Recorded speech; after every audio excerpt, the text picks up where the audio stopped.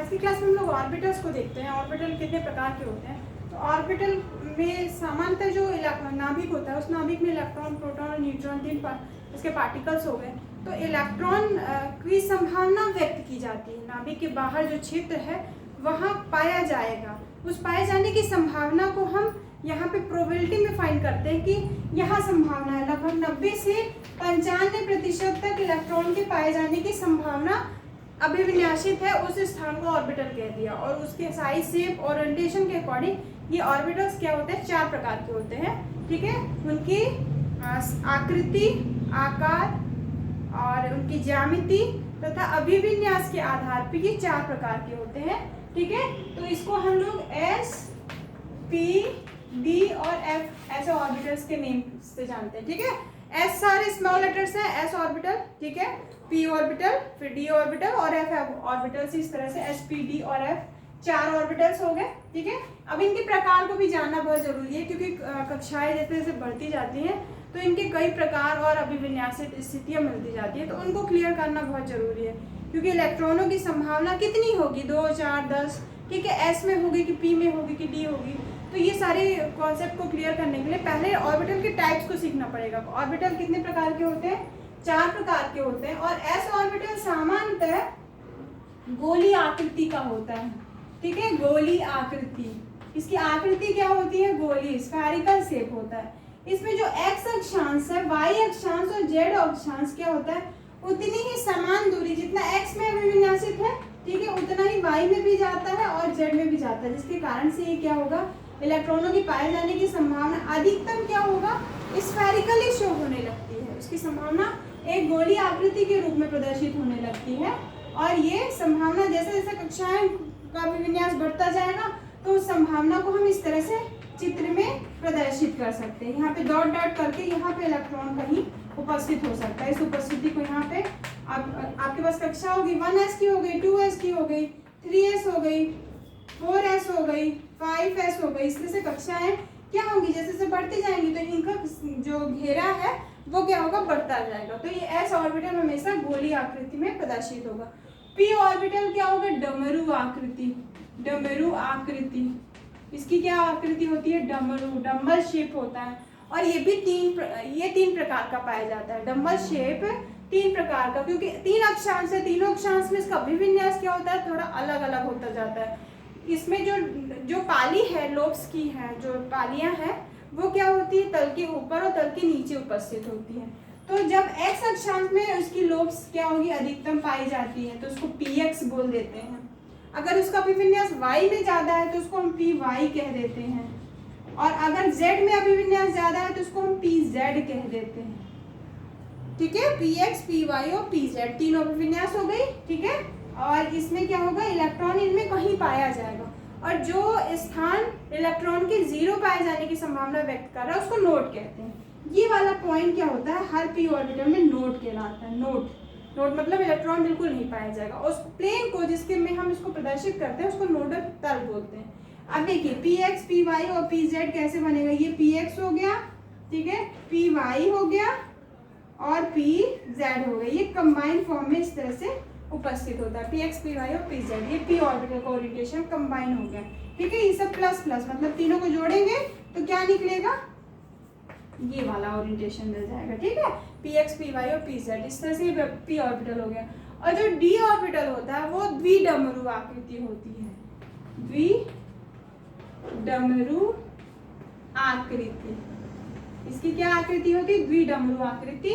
सामान्यतः 5 प्रकार का मिलता है। ठीक है, 5 प्रकार कैसे याद करेंगे, देखिए x, y और z, ये 3 ओरिएंटेशन हो गए। एक बार x, y लिखिए, y, z लिखिए, फिर x, z कर दीजिए। ठीक है, कैसे लिखेंगे, dxy कर दिया, एक बार xy हो गया तो अब y से z जाइए।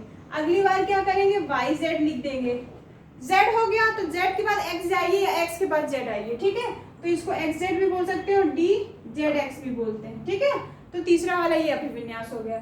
x से y गया तो dxy, y से z गया तो dyz और dxz या zx हो गया। ये 3 हो गए, ये 3 ऑर्बिटल के प्रकार हो गए d ऑर्बिटल के। अब 2 बचे, तो 2 में क्या है, x² y² एक बार कर दिया और एक बार z² कर दिया। इस तरह से इनको रिमेंबर करना है। ये दोनों की प्रॉपर्टी एक अलग होती है, ये तीनों अलग थोड़ा नेचर के होते हैं, ठीक है। तो इनमें अभिविन्यास कैसे बनाएंगे, देखिए एक्स वाई जिन अक्षांशों में इनको प्रदर्शित किया गया उनमें न बना करके इसको किस में बनाते हैं, जिन अक्षांशों में नहीं लिखा जाता है। ये एक्स वाई है मतलब जेड में बनाएंगे, इसको वाई जेड मतलब एक्स में बनाएंगे, और एक्स जेड है इसका मतलब ये वाई अभिविन्यास होगा, ठीक है। सीख लीजिए कैसे बनाना है इसको। ये एक्स वाई नहीं मतलब जेड में बनाना है, जेड अक्षांश ये एक्स है, ये वाई है, ये जेड है, इसका मतलब इसमें बनाएंगे। दोनों लोब्स को सटा करके जेड में प्रदर्शित कर दीजिए। ये क्या बन गया, डी एक्स वाई बन गया, ठीक है।